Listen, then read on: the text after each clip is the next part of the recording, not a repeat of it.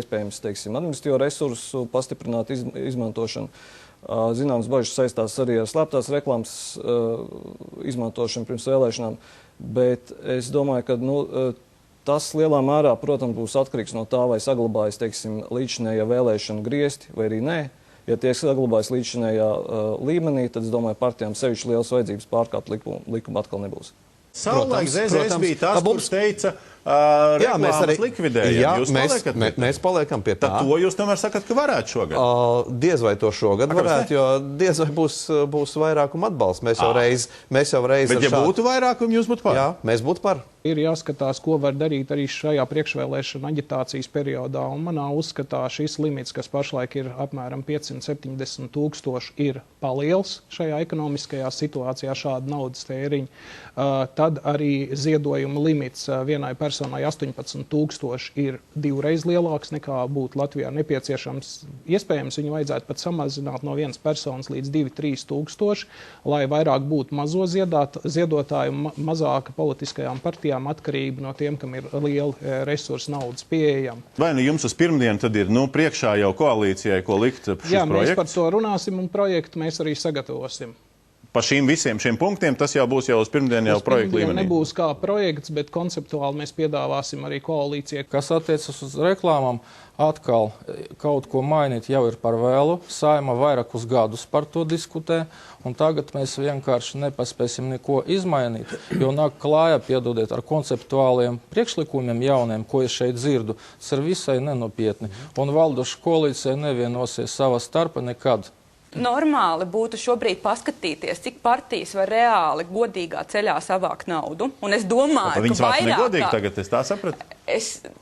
Diemžēl, man ir visai liels pamats domāt, ka partijas savāc naudu no diezgan nesaprotamiem avotiem. Proti viņi parādās publiski, tai pašā laikā ir grūti izskaidrot, no kurienes attiecīgie cilvēki ir ņēmuši tik lielas naudas summas, lai pēc tam tās ziedotu partijām. Kas būtu samērīgs apjoms jūs versijā?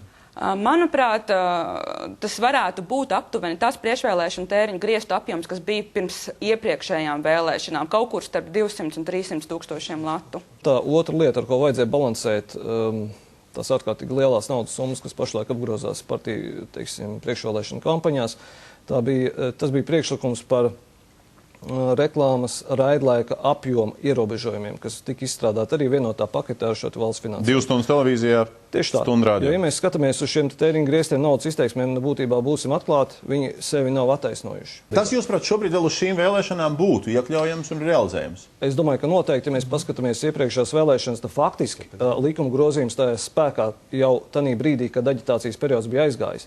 Ņemot vērā to, ka šogad sākās tikai jūnijas sākumā, es domāju, ka, ja būtu politiskā griba, to visu var paspēt un izdarīt. Par limitiem mēs varam runāt, un ja var vienoties, kāpēc nē? Bet tas, kas ir svarīgi, manuprāt... Kāpēc nē? Kāpēc nē? Tā tad jā. Jo grozot jebkuru likumu, paskatieties, kas ir izdarīts šobrīd, un vēl pieliekot kaut ko klāt, vai samazinot, vai tiks nodrošināts labāk nekā bija līdz šim.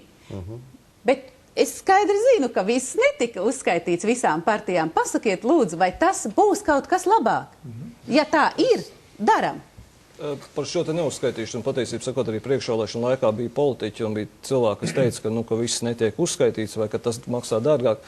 Mēs, protams, runājam ar šiem te cilvēkiem, un tajā brīdī, tad, kad viņi bija atnākuši pie mums, un tā, ka viņiem vajadzēja skaidri pateikt, kas tad nav ticis uzskaitīts, diemžēl cilvēki nespēja nopamatot, ko tad viņi iepriekš bija publiski pateikuši. Es atgriezīšos pie tā, ka vairāk kā 500 000 tēriņu laikā, kad Latvijā ir deflācija, nav nepieciešama. Tiešām var atgriezties pie tās sistēmas, kas bija kādreiz 280 000 apmēram, un tā būtu pietiekama milzīga summa. Jūs šeit mums varat apzvērēt, ka, teiksim, piemēram, nedēļas laikā būs projekts uz galda un publiski pieejams. Labi? Tas nav nopietni. Kāpēc? Pēdējā mirklī kaut ko radikālu piedāvāt. Tas nav nopietni. Tad ir pēdējais mirklis, priekšvēlēšana aģitācijas laiks pat vēl nav sācies. Nē, bet tā ir taisnība, ka aģitācijas grozījums pagājušajā gadā pieņēma janvārī, kad vēlēšanas bija jūnijā. Tagad mēs sēžam februārī, bet vēlēšanas būs tikai oktobrī. Tā rezervīta vēl ir. Redzat, jāredz teksts, redakcija tomēr. Kā Geišinkungs iepazīstināšu jūs personīgi. Kāpēc gan nesamazināt? Tīpaši, ja jūs sakat, ka tie ziedojumi nebūs. Bet es jau jums teicu, kāpēc gan nē. Tā tad jā, paliekam pie tās liecības. Paliekam. Cienījamā Saeimas priekšsēdētāji, godātie kolēģi, šodien mēs atkal runājam par Kariņa VIP lidojumiem. Un, cienījamie kolēģi no Vienotības, mēs runājam par Kariņa VIP lidojumiem nevis par pēdējā laikā aktualizēto jautājumu par ministru prezidenta lomu ārpolitikā, kā Vienotība to metodiski mēģina pārsaukt. Mēs, kolēģi, runājam par pēdējo gadu kliedzošāko politikas, augstprātības un nodokļu maksātāja naudas šķērdēšanas gadījumu.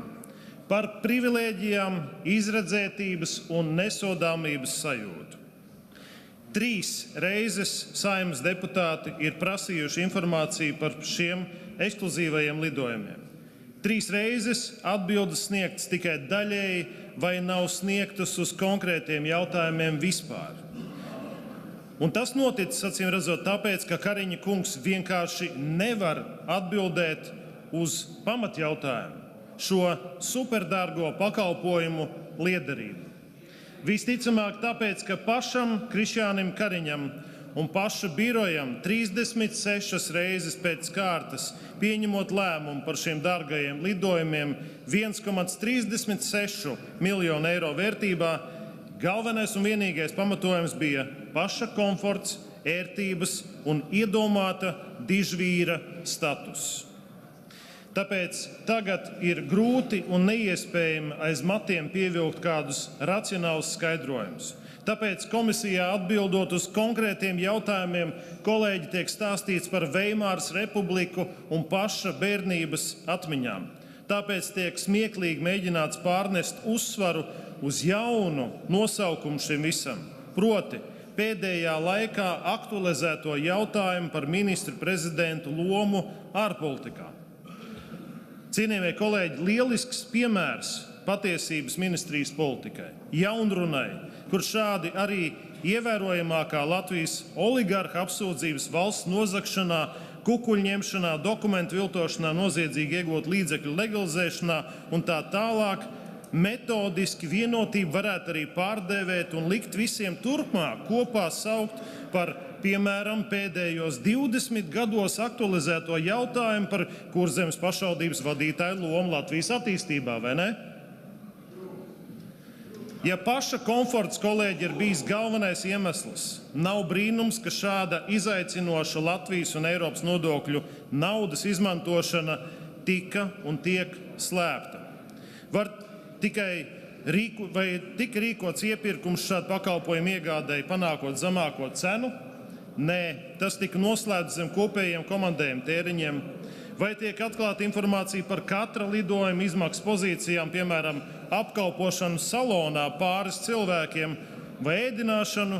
Nē, acīm redzot, Kariņa kungs ļoti nevēlas, lai nodokļu maksātājs zina, kas vēl ekskluzīvs ir baudīts šo lidojumu laikā. Par viņu naudu, starp citu. Un cik astronomiskas summas tas viss ir izmaksājis. Vai tiem dažiem pasažieros šajos VIP reisos, kas ilga tikai pāris stundu, dažkārt tikai minūšu, 10 minūšu garumā, tiešām vajadzēja individuālu apkalpošanu salonā? Un vai kaut kas tika darīts, lai atteiktos no šādām liekām ekstrām? Taču mēs zinām, kolēģi, diženiem līderiem, taču viss pienākas pašsaprotam, vai ne? Luksus un greznība un, protams, arī spožas bildītas sociālos tīklos. Acīm redzot, tāpēc 14 reisos bija jāņem līdzi arī vēl papildus sabiedrisko attiecību speciālistam personīgais fotogrāfs. Tas nekas, ka tepat uz zemes tieši šo dižo līderu nespējas dēļ dzīve, kolēģi, nepavisam nav tik rožaina. Cienījamie kolēģi, nu pat mēs pieņēmām valsts budžetu. Tika dalīti miljardi un miljoni, un bez šaubām arī daudzām svarīgām un vajadzīgām lietām. Taču jautājums paliek, kā lai cilvēki notic, ka esam to darījuši godprātīgi un gudri, ja acu priekšā ir tik kliedzoša un izaicinoša uzspļaušana racionālai un taisnīgai budžeta naudas izlietošanai. Kolēģi, uzspļaušana no sevišķi liela augstuma. Tāpēc jautājums par Kariņa VIP reisiem ir simbolisks. Par varu un tā izmantošanu, par varu, kas var samaitāt, par nodokļu maksātāju naudas izšķērdēšanu, par sabiedrības tiesībām uzzināt par godīgu un atklātu politiku un godīgu valsts vadīšanu, un galu galā par mūsu demokrātijas spēku un briedumu. Aplieciniet savu briedumu un spēku un vienreiz arī atbalstiet šo pieprasījumu, lai sabiedrība varētu arī uzzināt, kas patiesībā tur ir noticis. Paldies! Paldies! Nākamais debatēs pieteicies deputāts Ainārs. Mēs šeit studijā esam aicinājuši Andris Prūdu. Protams, bez šaubām šī nedēļa visa Polijā ir sēra nedēļa. Arī mēs esam uz šī skumju un emociju viļņa, taču dzīve jau neapstāsies un Polijai ir stipri jādomā par to, kas būs tālāk, jo tā ir ļoti liela valsts. Viena no lielākajām Eiropas valstīm, un ja mēs par Austrumu Eiropu runājam, tad lielākā no tām, kas ir pievienojušā, tā saucamā Eiropas Savienības paplašanāšanā, kas bija tā lielākā valsts, viņa arī savā veidā toni ir diktējusi no šīm jaunajām valstīm, kas pienāca klāt Eiropas Savienībai.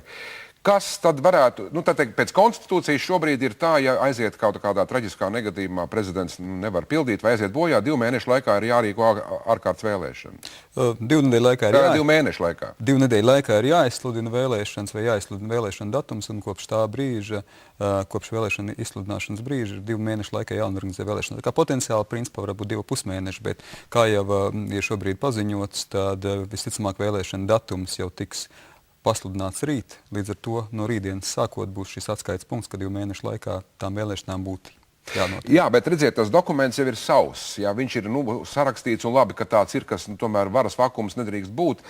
Bet vai tie dokumentu rakstītāji toreiz arī bija domājuši, ka tā traģiska situācija var būt? Tur gan ir rakstīts, kaut kādā veidā prezidents nomiris nāves gadījumā. Jebkurā gadījumā tas ir emocionāls. Šis ir gadījums superemocionāls. Vai šie 2 mēneši nav ļoti mazs laiks, lai objektīvi varētu izvēlēties Poliju kādu tiešām cienīgu mantinieku Kačinskim un labu prezidentu? Protams, ka šajā laikā te ir ļoti daudz jautājumu, sākot no tādiem, varbūt tīri tehniskākiem jautājumiem līdz pat lieliem fundamentāliem jautājumiem. Viens tehnisks jautājums ir kaut vai tas, ka tā ir bijis liela traģēdija, tās ir bijušas liels sēras, un tā ir patiesībā ļoti liela loģistikas izaicinājuma, jo ir paredzēts, ka sestdien notiek šī sēra ceremonija, svētdien, ticamāk, ir prezidenta bēres, un iespējams, ka Varšavā būs vairāk nekā 1 miljons cilvēku, kas tieši piedalīsies šajā pasākumā. Tā kā principā šeit pat ir jārisina šādi izaicinājumi. Nākošais, protams, ir jautājums tieši tā par šo politisko spēku potenciālo piedalīšanos prezidenta vēlēšanās. Šeit gan varbūt tie jautājumi kaut kur ir noņemti no dienas kārtības vismaz pārējām citām partijām, lai gan arī nav tik vienkārši, bet principā prezidenta vēlēšanām šogad bija jānotiek jau. Bija 3. oktobrī prezidenta vēlēšana datums jau nosprausts. Bet 2 no potenciālajiem kandidātiem aizgāja bojā? 2 no prezidenta kandidātiem, no sociāldemokrātiem, Smaidžinsks un, protams, prezidents, kas visticamāk būtu piedalījies šajās vēlēšanās, ir aizgājis bojā.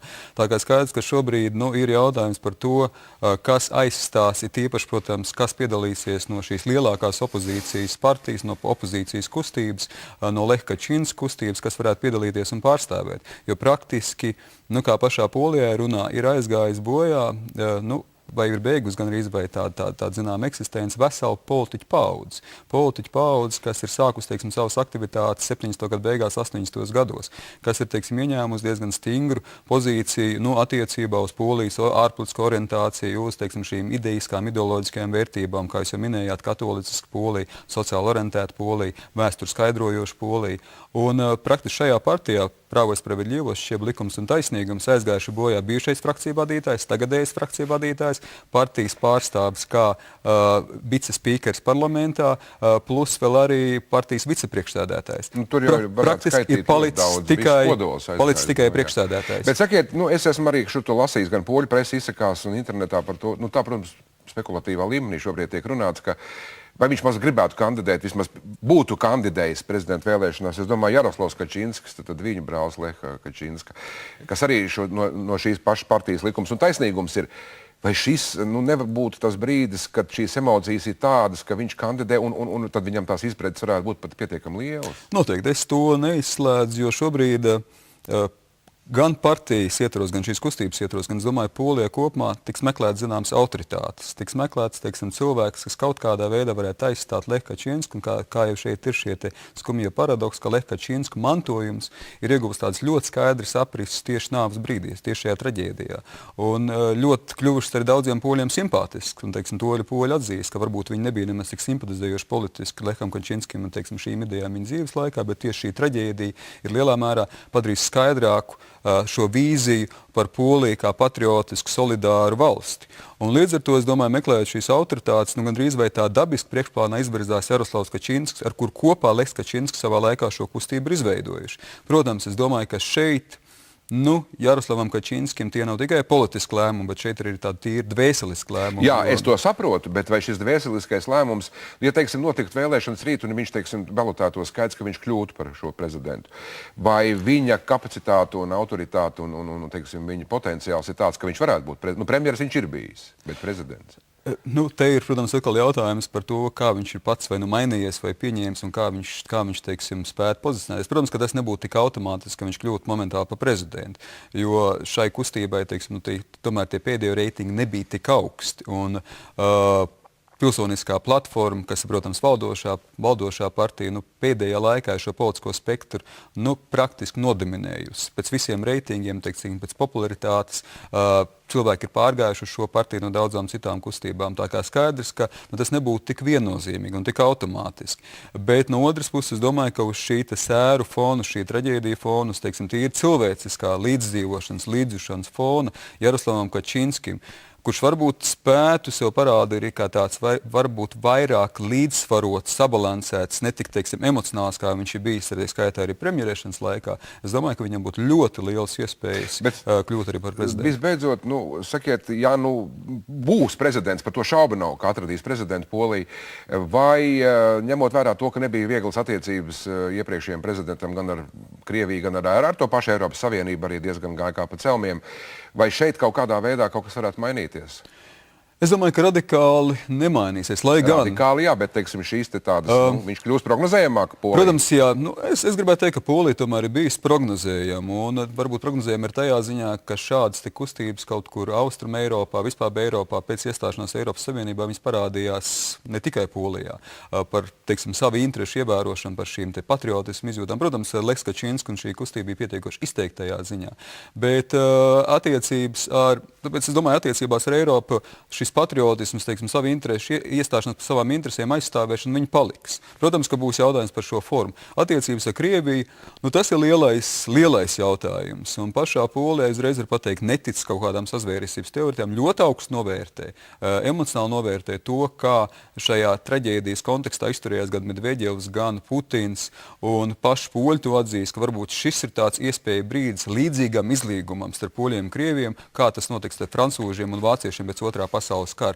Es domāju, ka tas nebūs tik vienkārši, jo šie vēsturiskie jautājumi, šie, teiksim, politiskie, ekonomiskie jautājumi, zināmā veidā konkurence par ietekmi postpadomu telpā, viņi saglabāsies, līdz ar to, teiksim, man šķiet, ka radikāls pārmaiņas arī nevajadzētu gaidīt, bet tas, ka tas psiholoģiskais fons šeit ir radīts, un tur noteikti būs atkarīgs, kā arī nākošais prezidents kādu pozīciju ieņēmis, vai tas būs platformas pārstāvs, pilsoniskās platformas, vai tas būs, teiksim, potenciāli Jaroslavs Kačinskis, protams, ka tur var arī tas ietekmēt, kā šī forma izpaužās. To mēs redzēsim, es domāju, ka tuvākā laikā, kad nomierināsies un ka sēras būs beigušās Polijā, par to sāksies debats, noteikti arī tam sekosim līdz. Paldies, saku Andrim Sprūdam, Latvijas ārpolitikas institūta direktoram. Tempu mēs tālāk turēsim. Tagad jūs pateicāt, ka 60 miljoni summāri ir gan skolu, gan bērndārza remontiem, gan ielu labošanai. Varbūt vēl kaut kam nenolasīja, bet kad jūs pateicāt, ka šīm būtiskajām lietām summā ir 60 miljoni, un jūs šo apjomu turat. Un plānojat vai piedāvājat turēt. Tas ir no bērnu laukumiem, pagalmiem līdz Brīvības ielai. Super. Jautājums ir, ja mēs nodokļos, mēs, jūs, viņi, visi nodokļu maksātāji nodokļos, samaksā šogad 865 plānotais cipars, ieskaitot nodokļus, Eiropas tiešās dotācijas no valsts budžeta, Eiropas naudas apakaļ izmaksās, bet vienīgi. Konsolidētais cipars nodokļu maksātāji, kuri dominējoši, ir 865, kas ir jūsu rīcībā. Mazāk par 10%. jūs tērējat šīm fundamentālajām lietām un lepojaties ar to. Tas ir smieklīgi maz. Tas ir smieklīgi maz, var tā pateikt. Tas ir pilnīgi atbilstoši, ņemot vērā visas sociālās programmas, kas paralēli tiek nodrošināts. Un ja mēs arī paskatīsimies, cik daudz par šiem 8 gadiem izdarīts, paņemsim karti un metodiski ar zīmolu atzīmēsim visas vietas, kas ir izrunātas savas kārtības, tad nebūs smieklīgi maz. Kā jūs turpmāk redzat opozīcijas darbu Liepājas domē? Конструктивную оппозицию. Будем работать, будем смотреть за правящей коалицией, чтобы они не безобразничали, чтобы все было честно. Поэтому мы избраны народом. Sakiet, kā jums, cik noprot, jūs arī nerunājat nemaz latviešu valodā, jums ir, kā redzams, arī šeit blakus tūks. Kā jūs domājat šo barjeru pārvarēt un kā jūs domājat sadarboties tālāk ar kolēģiem?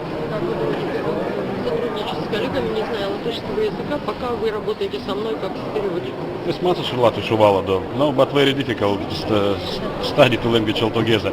Ничего, потихонечку подтянем язык, научимся, пока поработаем с переводчиком. Я приехал из Европы, там все так работают, ничего страшного, мы тоже в Европе. У нас, видите, тоже Евросоюз, и Стив англичанин или датчанин, если правильно, и мы русские. Ничего, мы же в Европе, pара привыкнуть. Dzīvot Eiropā, un kur liktenis mainīt karš. Mēs Latvijā parasti mēdzam runāt par 3 okupācijām.